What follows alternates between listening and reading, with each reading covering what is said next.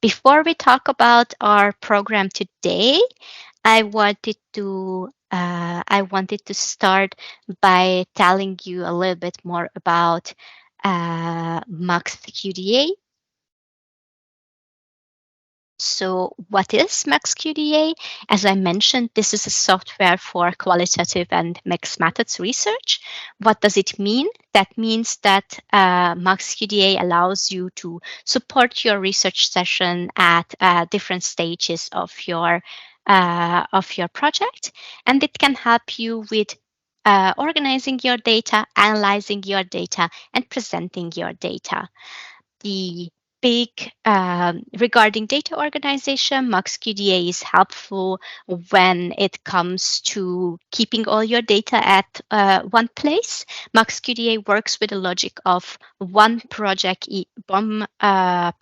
equals one project file.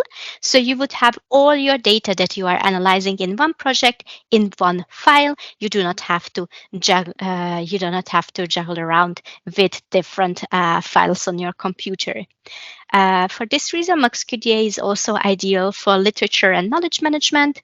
So it is very suitable for keeping notes on what you are on your data and on what you are processing, and to keep these notes right at where they are developed and categorize them and find them later on. MAXQDA is also useful when it comes to analyzing your data.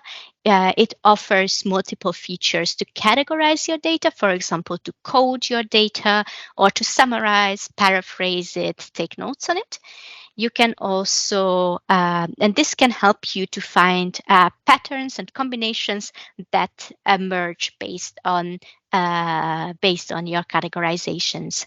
And finally, MAXQDA can also be used for presenting your research. So, for example, when you are working in MAXQDA, every step that you are making is tracked. So every time you create a new project element, you perform an analytical step, it will have your name and the timestamp on it, so that you know exactly and trace it back. What did you do at which point of your analysis? So it is very helpful when it comes to transparency or the replicability of your research. Furthermore, you can also use MAXQDA to visualize your analysis. This will be something that I plan to talk to you more in our upcoming sessions. I would like to show you the visual tools that MAXQDA offers. And last but not least, MAXQDA is also very helpful when it comes to creating reports. You can export your data at every step of your way, so that you can use it for further analysis or present it, for example, as part of your paper. So, any questions so far?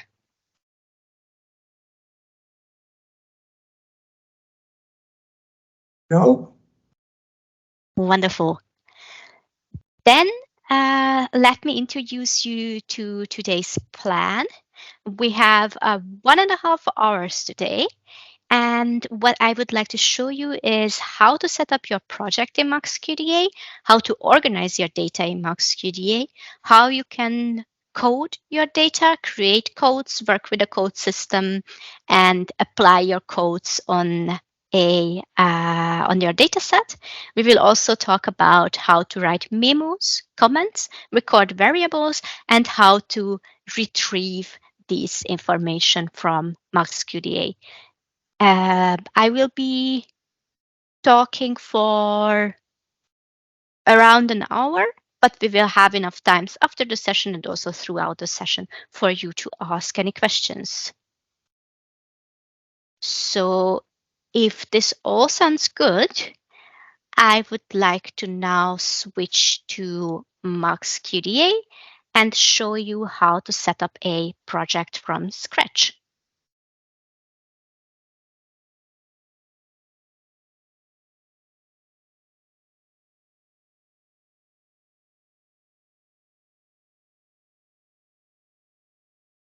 You will be able to see my welcome screen shortly. Here it is. It just took a couple of, oh, why is it? Here it is. My computer has some issues dragging to the other screen. Let me just try that quickly again. I have some troubles with my screen sharing, but I hope that I will be able to show it on the bigger screen for you. If not, I will switch to my laptop screen. I'm sorry about that. Give me.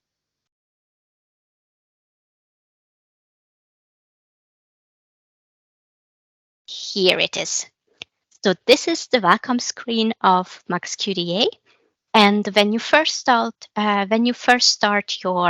MAXQDA, then this list of recently open project is empty because you do not have any project yet. But later on, you will be able to find your recently open projects here.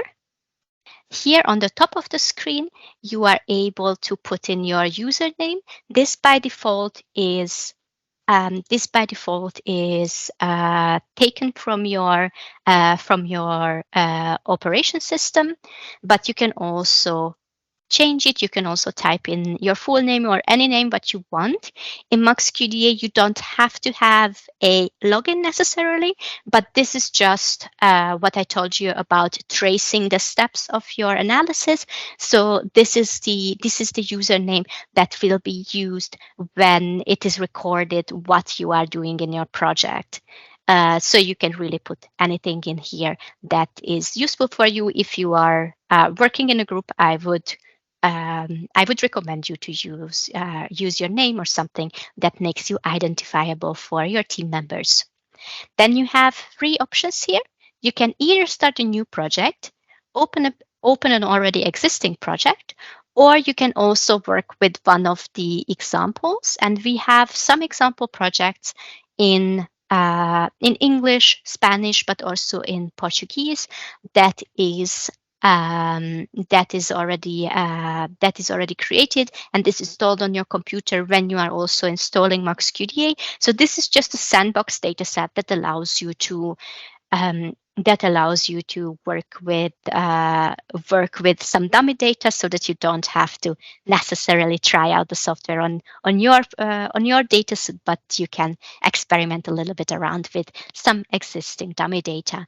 And I will be also showing you data based on the English language work-life balance data set here. So I have some interviews and survey data where respondents are talking about their work-life balance, how they are separating their career and family life, and what impacts does that have on their well-being. This is the overall theme of this English language work-life balance project. But before we do that, I will create a new project because I would like to show you how you can build your own MAXQDA file from the scratch. And as I did that, MAXQDA opens in the background and gives me this new project window that allows me to name and save my MAXQDA project. There are a couple of things that you have to pay attention here. As I mentioned, MAXQDA works with the logic of one project file per project. So you can think of a project file as a container of your entire data set. And this has its own extension that is a .mx22 project, a MAXQDA project. You can see this extension here.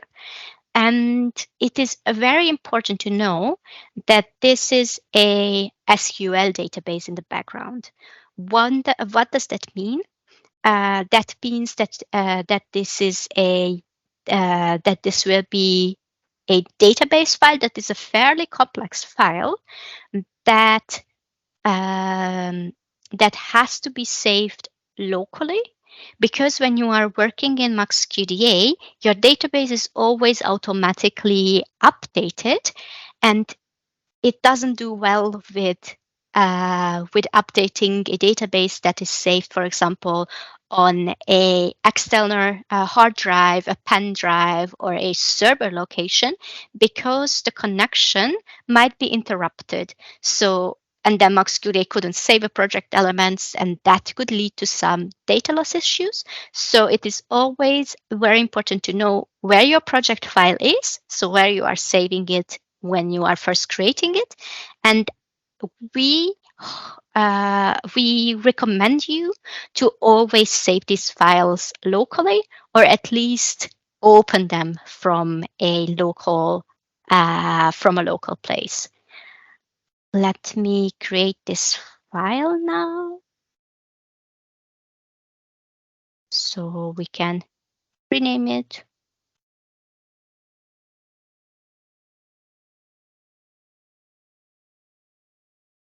This will be my MAXQDA training file. By default, MAXQDA would always navigate to documents and MAXQDA 2022. Excuse me, this interface is in German because my operation system is in German as well.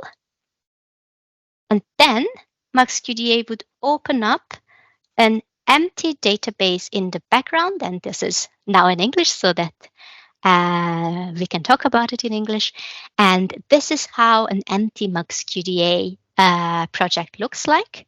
Here on the top of your screen, you can see the location of this database. So if you are not sure if you saved it locally, you can check it again. And this is where you can also see where the file is saved, what you are currently working on.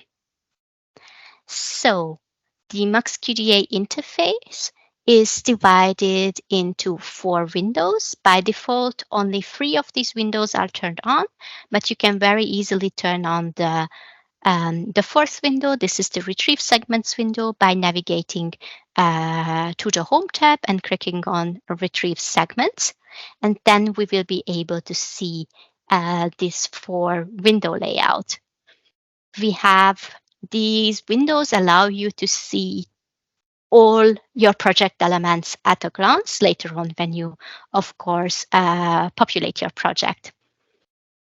So you have, for Windows here, you have the document system. This is where you will be able to see your documents later on when we import some. As you can see, at the moment, we don't have any. And the second window is where these documents will be displayed. This is the document browser, and this is also your main working window. This is where we will be able to code on later on. The third window, what you can see is the code system. This is where you will be able to see your codes that are the main analytical categories in MAXQDA. And the fourth window is your results window. This is where you will be able to see your coding work. And this is disabled by default when you are starting MAXQDA, because this is something that comes later on in the process of your analysis. You can close any windows by just clicking on this X here. So if you need less of them because you need more space to concentrate on a particular step of your analysis, you can also do that. And if you navigate to your Home tab, you can very easily switch these back on by just selecting these windows. You can also change your Windows layout. So if you prefer to have these windows in a different order, you can very easily change this arrangement. I prefer this look, but this really depends on your preference. You can also undock these windows. So if you have a multi-screen setup, you can also undock them and drag them around, for example, to a different screen, or you can dock them back on. On the top of your screen, you can see a menu bar, and this is where you can find the different analytical features that are available to you in MAXQDA. And the structure of this menu follows the idea of a research project. So first, it starts under the Home tab with everything that has to do with your project itself and with the arrangement of your screen. Then in the second window, you can find you can find everything that has to do, or in the second tab, I'm sorry, you can find everything that has to do with importing data. That would be the next step, but we also will be doing together. And you can find that there are multiple options that are available to import different data types. Then you can find features regarding coding, taking memos, recording variables, your analysis, mixed methods analysis, visualization, reporting, and some extra features that are available with further versions of MAXQDA. Could you remind me, Carlos, what MAXQDA version do you have? Do you have MAXQDA Standard Plus or Analytics Pro? I'm sorry, I don't remember that currently. Tengo que get Pro, ¿verdad? ¿Te acuerdas, John? So in this, La versión del MAXQDA que se compró fue el Pro. It is Pro. okay. Yeah. So in this case, MAXDictio and stats are also visible for you.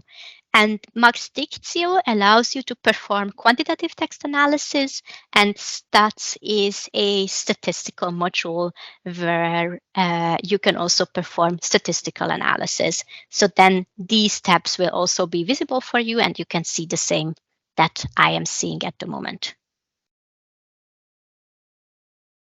Okay. Do you have any questions so far?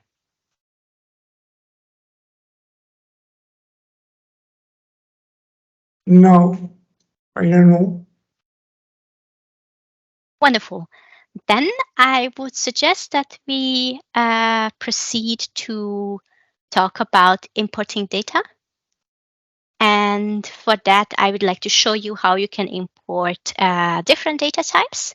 You can work in MAXQDA with text data, but you can also import also import transcripts.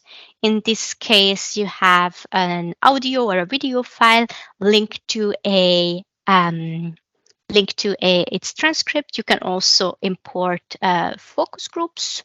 You can work with multimedia data, with surveys, or with social media data or reference management data as well. And for all these data types, you have their dedicated import features. And I would recommend you, when you are importing your data, that you use these dedicated import features because that makes sense. That makes sure that you are importing your data in the best possible way, so that you are so that it is correctly recognized and structured by MAXQDA. And so first, I would like to show you how we can import text documents. I have 10 interview documents here, which are in a Word format. And I can simply highlight these and click on Open. And then MAXQDA would pull all of them in here. So these were docx files, and now they are saved as text documents here in MAXQDA. And if I click on them, they would open up here in my document browser. As you can see, this is where I can then read my data. So I just pulled in these 10 interviews, and now I have 10 interviews here in my document system. They all have a 0 next to them. That means that there are no coded segments in them yet. Makes sense, we just imported them. Let me also show you how you can import an image. So that works in the same way.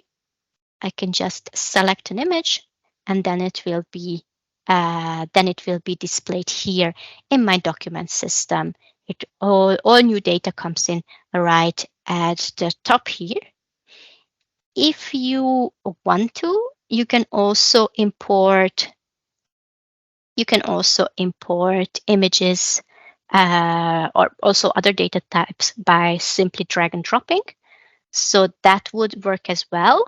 And as long as you are working with relatively simple data types, for example, you have an image or you have a text file, you can do that. But if it comes to more complicated data types, for example, to a survey data set, I would really recommend that you are going through the dedicated import feature here. I can also pull in PDF files. So I have two journal articles here. I could also import those.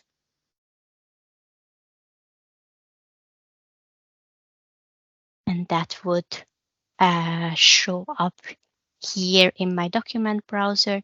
Let me just reduce the size so that we can see the entire page. And then it shows up just as the text data what we have seen before. When it comes to survey data, you have a couple of decisions to make. And I will show you how that looks like. First, maybe I answer the question what I got in the chat, because that is thematically more fitting here. So I got the question, the image file has requirements or limitations. So not no, there are no size limitations or something like that regarding your image files, and MAXQDA can also read most file formats. I will pull up our manual in the background to show you the supported data types. But MAXQDA can read PNGs or JPEGs. And there is one thing to think about when it comes to. So here you have a list of supported data types in our online manual. I will also share this link with you in the chat so that you can also take a look if you have any questions. So these are the data types that are supported. And one thing that you have to keep in mind when you are importing big files, for example, an image or a PDF or a video or an audio, that there is that they are not necessarily embedded in your project file, but they can also be saved as external attachments. What does that mean?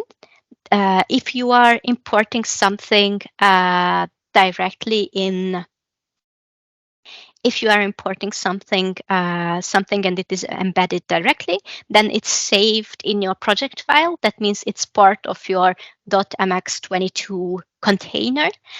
But if it's an external attachment, it will actually be saved in a external folder.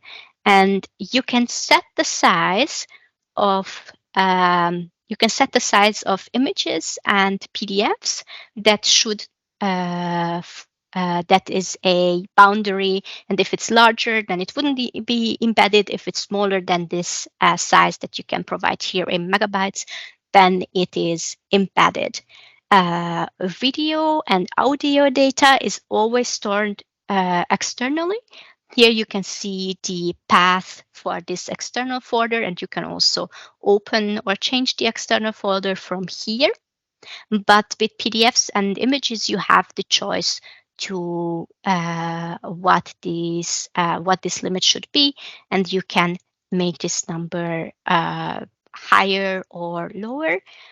I would recommend you, if you are working with a lot of big PDFs or big images, to actually reduce this number. So to store most of the files externally. And the reason behind it is that this would reduce the size of your project file. And the smaller your project file is, the faster your computer can handle it, and the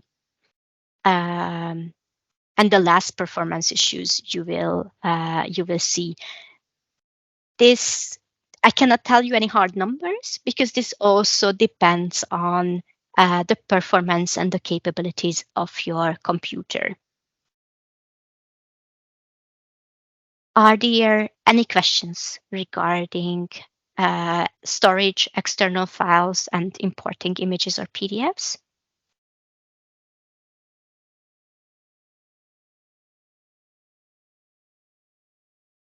No questions? Then I will proceed. If you have anything coming to your mind, feel free to let me know. So what I wanted to show you now is how you can import survey data in MAXQDA. And I have created a survey here. I will show you my survey questions briefly. So this is about work-life balance, just as my other data, and people will ask different type of questions. They were asked closed questions, for example, regarding their relationship status. There are some matrix questions in there as well, and there are some open-ended questions where they needed to provide explanations. And this all is saved in an Excel sheet that was created by my survey program. And this Excel sheet is structured in a way that each of my respondents have their own row, and each questions have their columns. And I have a column for both closed and for open-ended questions. So wherever I had an open-ended question, this is saved here as well. And if I would like to know, import this in MAXQDA, I have to select survey data and that I am importing from an Excel spreadsheet. Then I will be able to select my spreadsheet. And here, because this is a fairly complex data set that I would like to now import, I actually have to make some decisions. And MAXQDA will navigate me to this wizard. So what I have to decide here is where these data should be saved. So MAXQDA is able to create a new document group for me, where it will group all my survey answers together for me. I don't have a group created yet, so I will just let it to create a new document group. But I could also, if the document group is contained in my Excel file, I could also select it from here. But this is not the case, so I will just leave it with create a new document group. Then it will ask me how to name these documents. And the name of the documents are actually saved in the response ID column in this case. So that is also already selected correctly. And then I have to mark the columns that should be coded as text, so that are open-ended questions, and I have to mark the columns that has to be imported as variables or attributes because they are answers to closed questions. Here, I can already see a mistake that I have to correct. For example, MAXQDA now wants to record the document name, the response ID as a code, but this is actually not an answer to an open-ended question. This is just the name of the document. So I will remove the the check mark from here. Then I have how old people are. Those are variable. Right. And I have two open-ended questions, and these were recognized correctly, where they have to explain their answers and where they have to provide examples.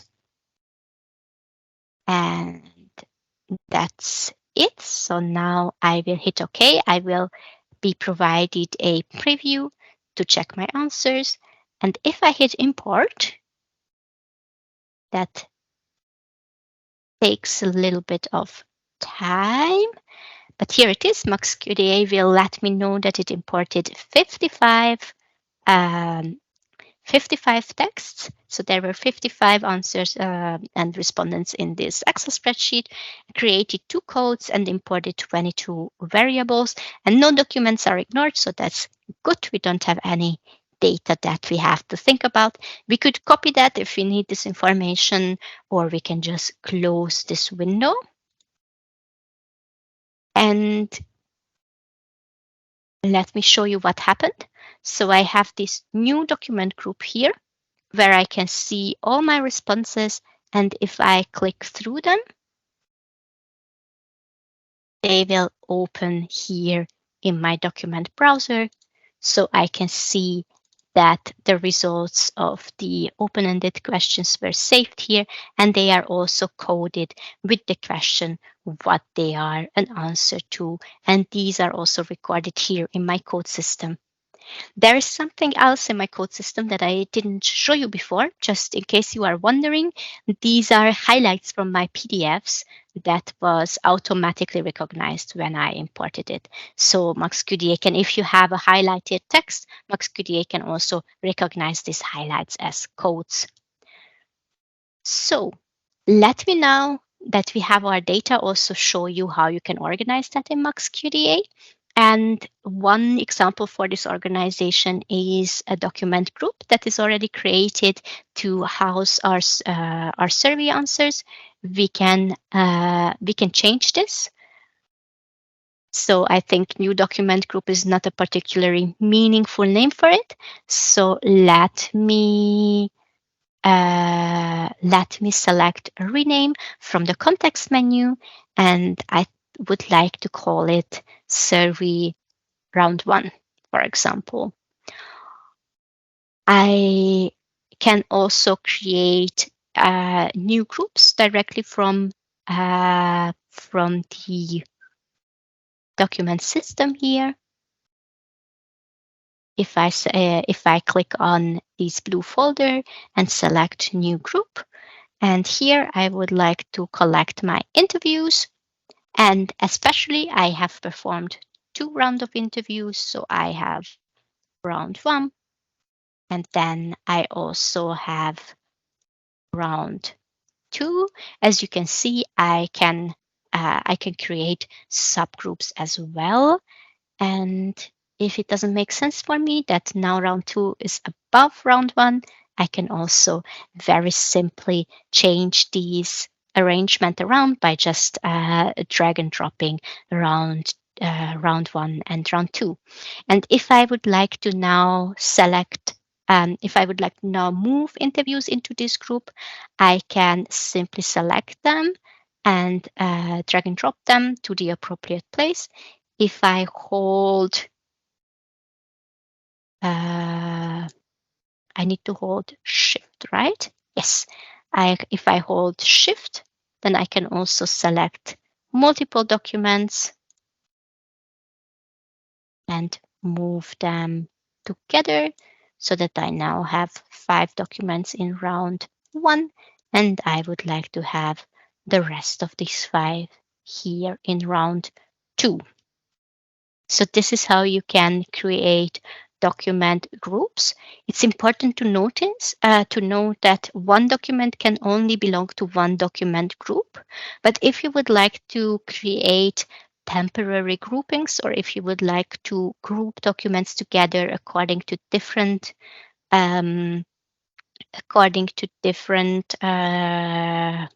criteria, you can also, so this is how you create a document group, but you can also create document sets. Here on the bottom of your, here in the bottom of your screen in the document system, you can find document sets. If you right click on it, you can create a new set, and this would be, for example, everything that I have to analyze in the future. And then if I drag one document here, you can see that it keeps its original location. So this is just a temporary grouping. This is not a set location like a document group is. And an additional layer of organization, what you can do is you can also give documents colors. If you right click on one of the documents, you can set a color for it. And you can use this as just a reminder for yourself or as part of your evaluation process. But this is also this also allows you to filter documents. So later on, you can filter for only green, only orange documents, and the default color of documents is blue. So if you select blue, this color will go away. So this dark blue is the default color for your documents. All right, so this is what I wanted to tell you about data organization.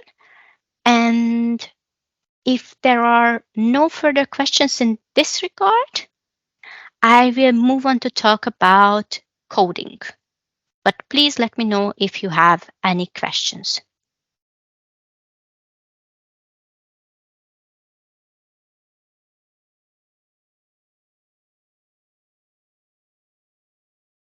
No questions. So let me tell you about coding. And coding is the core analytical operation in MAXQDA. This is how you can analyze. This is how you can analyze qualitative data in MAXQDA, and you can code your data. And coding your data in this sense means that you are assigning a category, you are assigning a code to a particular part of your qualitative data. And you can do that by simply highlighting a part of your text or an image, for example. So let's see here, we have an interview with Riley. And I could now start reading this. And if I find something that is important for my research, I can just highlight that segment. And here she's talking about time, how she has to arrive in the office, and about the possibility to do flex time. And if I would like to record that, I can right click on it and I can say I would like to create a new code, and say here she's talking about flex time, so she can work flexibly. And I can also, so I can name my code accordingly. I can also pick a color. So this, just as for documents, colors are very useful for making notes on yourself or organizing your codes, but they also can be used as a additional organization feature because you can also filter using them. So I would always recommend you to make use of this feature and consider carefully what colors you are picking. You can then also create a code memo, and this is a node that will belong directly to your code. So this is something that could be, for example, a definition of your code, your analytical remark, but this is something that has to do with your code itself and not with the segment that you just coded. So this is something that has to do with the code that you are creating, and a comment is something that has to do with your coded segment. So a comment is something that talks about the relationship of the category flex time and of this segment that you just coded. So you could say that this is an interesting example for working flexibly, for example. And if we hit OK, you will see a few things will happen. So first of all, we have our code flex time appearing here as a coding stripe. The segment that we just highlighted will also be colored accordingly. If I click away, this coloring will disappear, but this is a feature that you can turn on or turn off. So if you would like to coded segments to be always displayed in color, you can do that here in the settings and just click display coded segments in code color. So if it's helpful for you to always keep these highlights, then you can keep it turned on.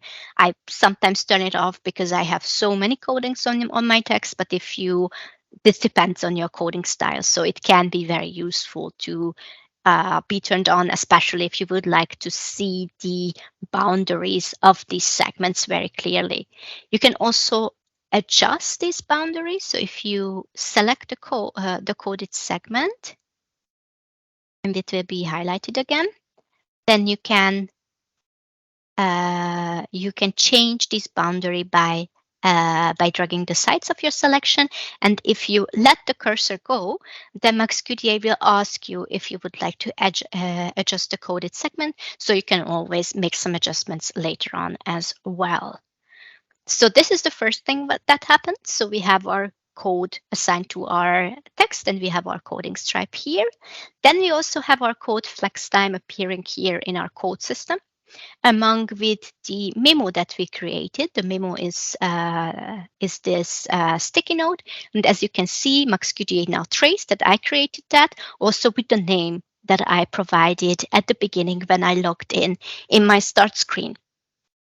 And the last thing that happened, and for that I have to enable the sidebar here in the top right corner of my document browser. So here I enable the sidebar, and then I will be able to see my comment. So this blue is my comment, has to do with the code and the coded segment, and this yellow one is my memo, has something to do with my code flex time. If I would like to keep working with this code, I can highlight the next segment, which I think talks about flex time, and I can drag and drop it on the code flex time, and then I will have two segments that are then I will have two segments that are coded with the code flex time. And there is a question in the chat. Yes, so asking me if a code can be reused. Yes, you can reuse it throughout the document. And the idea is also that you have the same code system for your entire MAXQDA project. So this, for most research methods, it makes sense to use the same category system to analyze all your data. So if I would like to now also see what Selim tells me about flex time, or if he says anything about that, I can switch to Selim's document. And if let's just assume that here Selim is saying something about flex time as well, then I can just highlight this segment and drag and drop it on flex time. So I will have this code assigned throughout my documents. All right. So let me just show you some other ways to code your data. You can not only create codes based from your text, but you can also create codes in a more deductive manner by clicking on the new code button here in your code system. So for example, here, many of my respondents are talking about their typical workday. So I could now create a code that is called typical workday, because this is something that I assume will appear throughout my interviews. I can give it a color, and I could create a code memo beforehand, for example, a coding rule. And I can either hit OK, or I can hit additional code. If I hit additional code, the new window would turn up again, so that I can create a lot of new codes in a fast manner. But I will just create this one, and I will call that typical workday. Because I had my code flex time selected, this will turn up as a subcode here in my code system. So I have now typical workday as a subcode of flex time.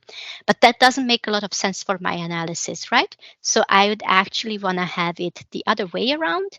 And if I want to do that, I can very easily rearrange that by drag and dropping. So I think that it makes more sense that flex time, being able to work flexibly, is part of someone's typical workday. So I just rearrange this with drag and dropping.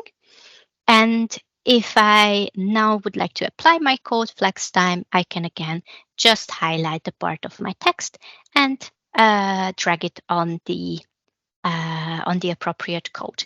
And what I also wanted to show you is that codes can be in different relationships to each other. So you can have as many codes on a coded segment as you want to, and the codes can overlap, they can intersect, they can be here embedded in each other, and you will be able to analyze these relationships between codes later on. So you can apply codes very flexibly, and then you can later on also analyze this for your project. You have a few more options to code with MaxQDA. You can use, for example, highlighter tools. And I like using that when I'm not entirely sure what a particular segment is about. So here Selim is talking about having to work a lot. I know this is important, so let me just highlight it red, but I'm not necessarily sure which category it belongs to yet. So I can just read it and say that this is something that I would like to revisit later on. So I now have some important segments selected as red, what I would like to take a look. You can also code with emoji codes. So we have a bunch of different emojis here that you can choose from. So if you would like to, for example, record that while the interview partner was talking, they were smiling at me. So I would like to make a note on the emotions, what they were showing. I could also select one of these smileys accordingly.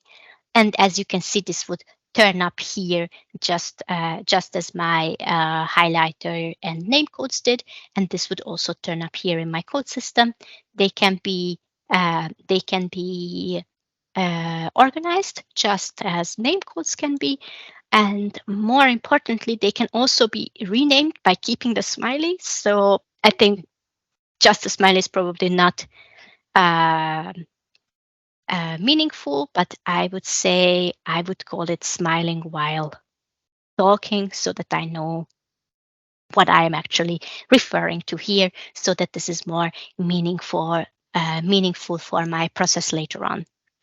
And some more options that you have is if you would like to code in vivo because you are working, for example, with a very inductive method like the grounded theory method, for example, and you find something that is important to be coded in vivo. So let me just find a good example. So, so here, and then my children and also my wife are more important to me. So here, if for some reason this wording is very important for my analysis, I can highlight this segment, and if I select code in vivo, then MaxQDA will create a code for me where it takes the beginning of this segment. So, and then my children and wife are more important for me. You can probably find better examples than I. And this will be taken as the name of my code. So there are, in some methodologies, it makes sense to create a lot of codes and then later on go and structure them and categorize them. So that would be a way to work with very inductive category building. And I think this is all what I wanted to show you about creating codes manually. I will now be talking about autocoding, but if you have any questions, let me know.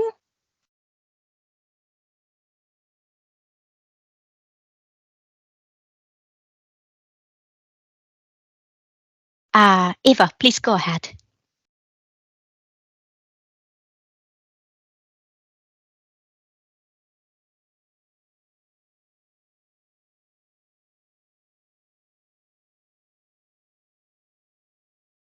Would you like to unmute yourself? You put your question in the chat. Thus, the formatting of the text in the document browser is dependent on the original text file.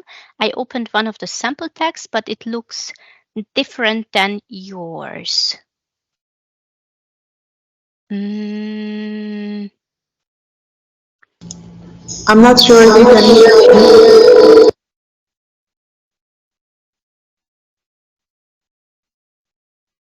I am not sure I know what you are referring to.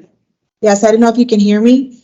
Yes, I can hear you. Yes, please go ahead. So in your presentation, the text is separated, for example, line 12 and line 13, there's spacing between them. When I open a text from the samples in the MAXQDA, it's all like cramped up. There's no spacing between the lines and the font is different. So can I arrange that in case I can read the original text very well? Or that is dependent on the Word file that I'm actually opening? It is dependent on the Word file and how you imported it, but you can change that. So there is an edit button here. And if you switch this edit button on, then you will have these formatting options. And what you can I'm sorry, here, could you do that again? Because I didn't saw where you click.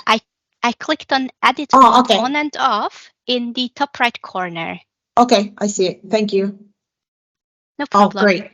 Yeah, and then thank here you. You can change the font and you can change the line spacing and such. So I think this allows you to format the file accordingly. It is sometimes the difference between if you are getting a Word file in by drag and dropping, or if you are using this import function here, but this can also, here, this I use the function, import function. Yes, that's the one I used. and it was still weird. Yeah, it's weird. I mean, weird for me. It's not necessarily weird. It's just hard for me to read it. That's what I meant. Then I would recommend you to change the formatting by using the edit feature. Okay, thank you. You're welcome. And something that is also important when you move on to coding, don't forget to switch this edit feature off, because otherwise when you are dragging and dropping to your codes, you might be accidentally moving parts of your text around. So this is why this edit feature is not enabled by default, but this is something that you have to switch on and off because it allows you to keep your data intact when you are coding. Are there any further questions?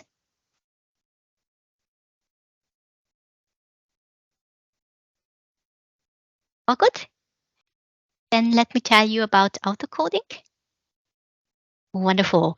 So I now showed you how you can create codes manually, and I would like to also show you how you can make this coding process faster. And for example, maybe you don't want to read your entire data set through yet, or you would like to have like just a broader understanding of what your data set entails before you go on and read them. Then you can create a word cloud. And if you want to, you can also code based on that. And you can create a word cloud by selecting the data here in the document browser that you would like to base this cloud on. So here I selected all my interviews, and now I select word cloud.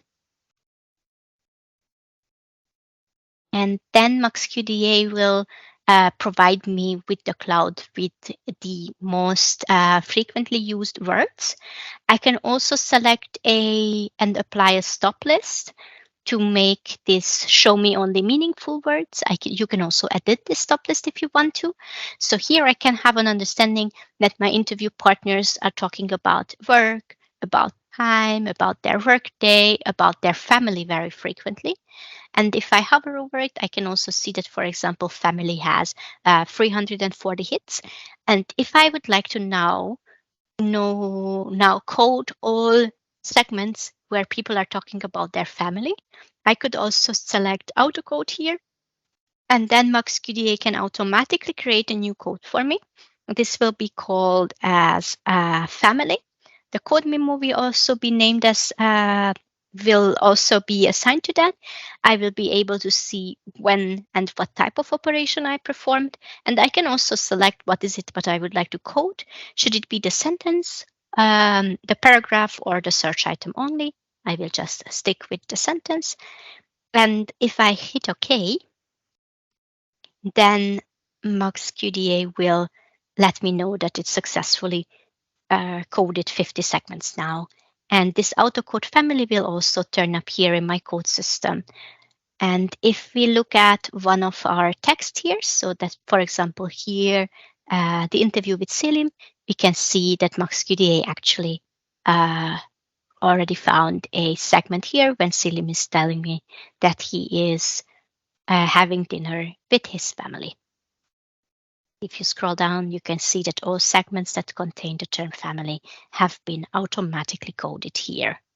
So this is one of the ways to make this coding process faster or to code in more of an explorative way. You can also code when you know this, what search terms you are looking for. If you go to the tab Analysis and select Text Search and Autocode, you can also define your own search term. So for example, now I want to see what did they tell me about their friends. I could also define the search term friend with an asterisk. I can also search for friend and friends. And I can also select where am I searching, if I am case sensitive or searching for whole words. And if I hit Run Search now, then MAXQDA will display me a table where I can see all the results. And if I select autocode, I can either assign these results to an existing code, or I can autocode the results with a new code, and then MAXQDA will navigate me to the exact same window what we have seen before. Okay. So, and as you can see, we now have two autocodes here, friend and family, with these coded segments here, and we can see the remarks on the autocoding saved as memos here. Okay, so now I would like to tell you more about memos, variables, and retrievals. I am staying on a bit longer because we started later.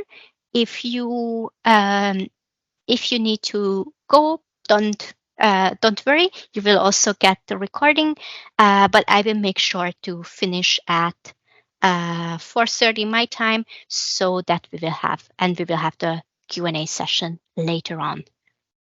So now I would like to switch to a already coded project, and that is the work-life balance example project that I told you about earlier. And here I would like to show you. I need to select something. Yeah, here in my document browser. And here I would like to show you how an already coded data set can look like. So as you can see here, I have the same documents that I have had before. So I have my interviews here. Later on, I also have my surveys here, but I have a way more, I have a way bigger code system here, and I also have much more codes assigned. So this is just a sandbox project that you have also access to. And what I wanted to now show you is I wanted to tell you a little bit more about memos first. And memos are these sticky notes that we have already seen, but you actually can not only have them in your code system, but you can also have memos, for example, in your documents. In this case, they are called document memos. Memos are also named according to their location in your MAXQDA project. And if you double click on one of these memos, they would open up here. So here, for example, I have a memo on Tan's document, and I described how I talked to her, and later that I also summarized her document after evaluating this. And this is just a free writing page. So you can write as long as a text here and as you want to. And you can define different types for your memos by assigning these different colors, and you can also define your own type labels if you want to, so that you can also differentiate between the different kinds of notes that you are taking. You can also create a memo directly in your document, and you can do that right on the text.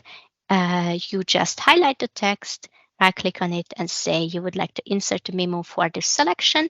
Then you can give your memo a title. And this is Tan, and she talks about interacting with children. I might need that as an example. And this is something that maybe has to do with something that is interesting. So I will just select the exclamation mark here.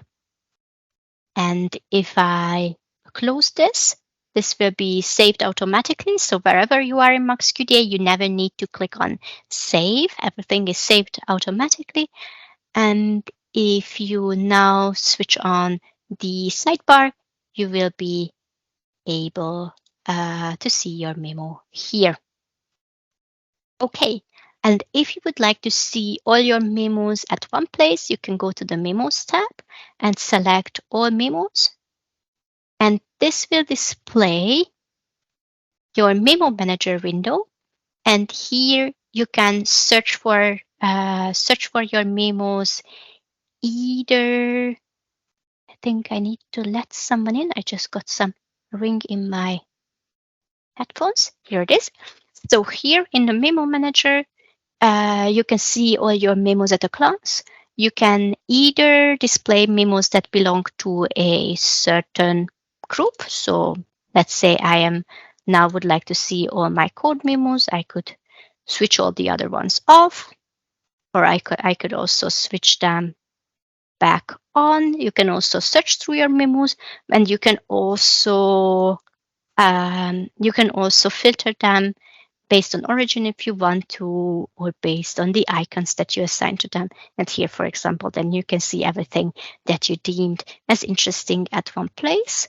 And if you want to, you can also export from here, from the right or the left window, or you can also export all memos from your project. And I think this is something that is very helpful when it comes to getting all your little notes and all your thinking out of your project, and maybe use it as a basis of your writing. Okay, so this about memos.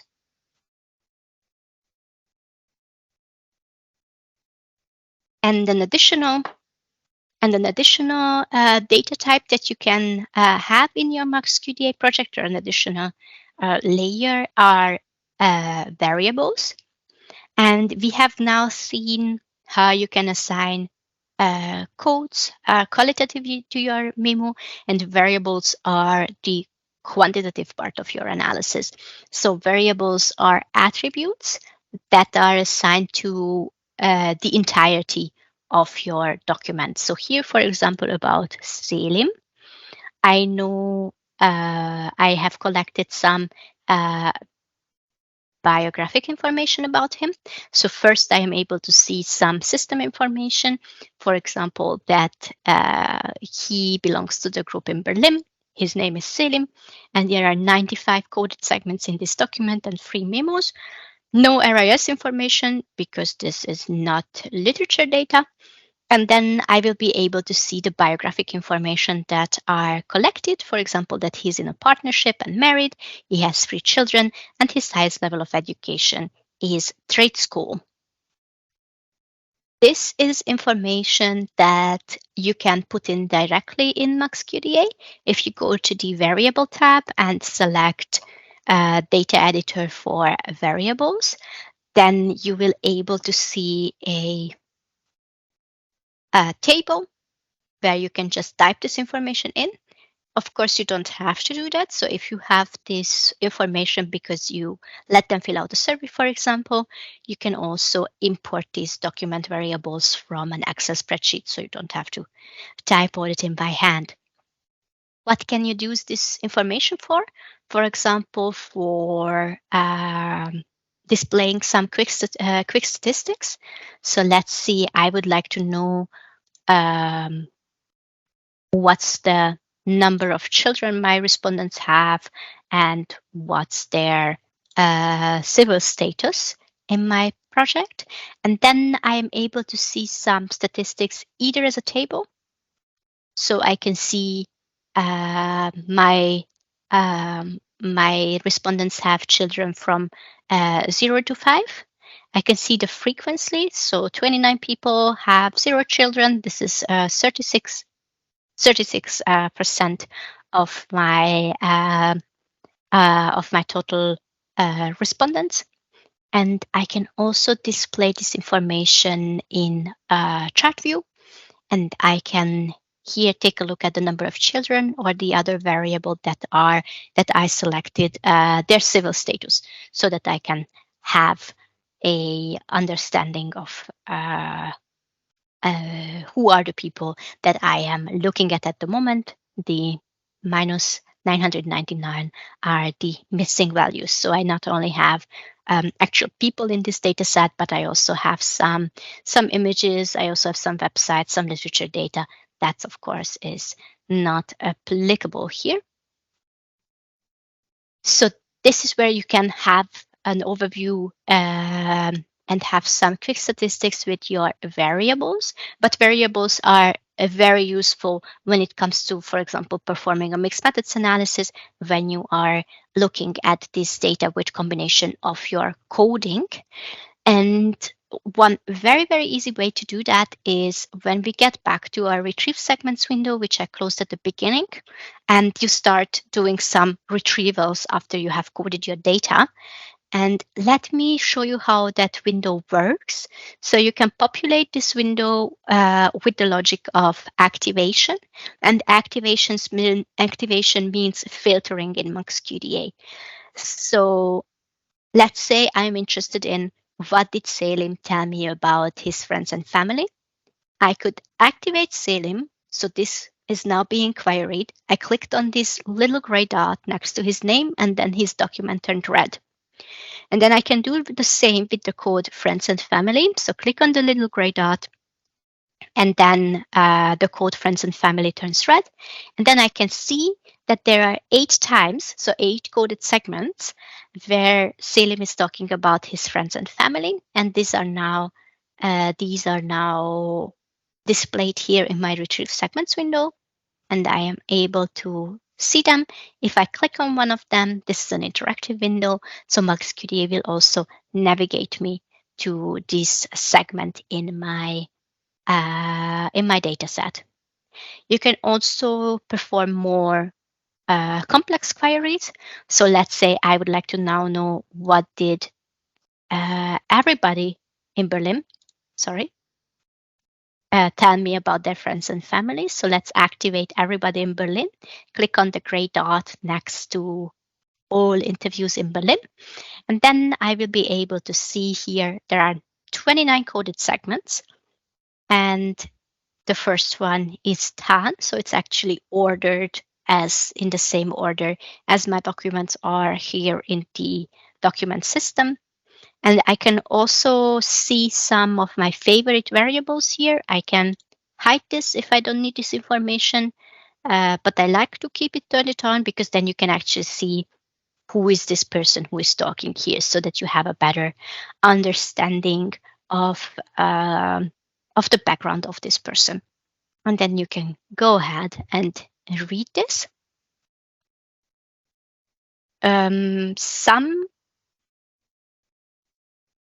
This is a very powerful window that I recommend you to use. Big advantage is that you can also export these segments here. So you can export it as a Excel table, as a Word document. So this is a very, very quick and easy way to create a report on your coding. And you can also keep working in MAXQDA from here. So for example, you could create a new code, so recode all these, or you could create a word cloud based on just that. You could visualize this, or you could also keep reorganizing this. I will show you more of these features in one of our next sessions. I just wanted you to remember this retrieve segments window. Sometimes it's hidden and it's not so easy to find, but now you know it's here. And one last thing that I wanted to show you is that you can also use variables for your activation. So let me reset the activations in the document system and in the code system as well. So nothing is activated now. Everything is set to 0 here in the bottom screen, so you can see nothing is activated, and you can see that the retrieve segments window is empty. And if we now go to our Mix Methods tab and select Activate Documents by Variables, you can set a condition for your activation. So for example, if I would like to now say, what did only those tell me about their friends and family who doesn't have any children, because I am looking at family relationships besides children, I could now activate everybody who doesn't have any children. As you can see, only some of my interviewed partners turned red. Matteo, Riley, Chris, and Amadi. Those are the ones in my interview set in my data set who doesn't have any children. And if I now activate friends and family, I have less coded segments here because now we have less people. We have different people activated here, and I can read what did those without any children tell me about their friends and family. So this is one way to triangulate the results based on your coding and the biographic information that you have. So this is all for today. I have told you about how to set up your project, how to organize your data, how you can create codes, and how you can code.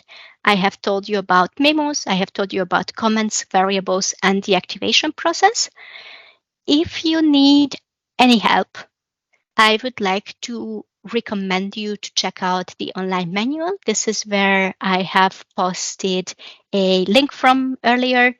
And we also have wonderful video tutorials and literature on MAXQDA on our website. I will send you this presentation so that you have the links.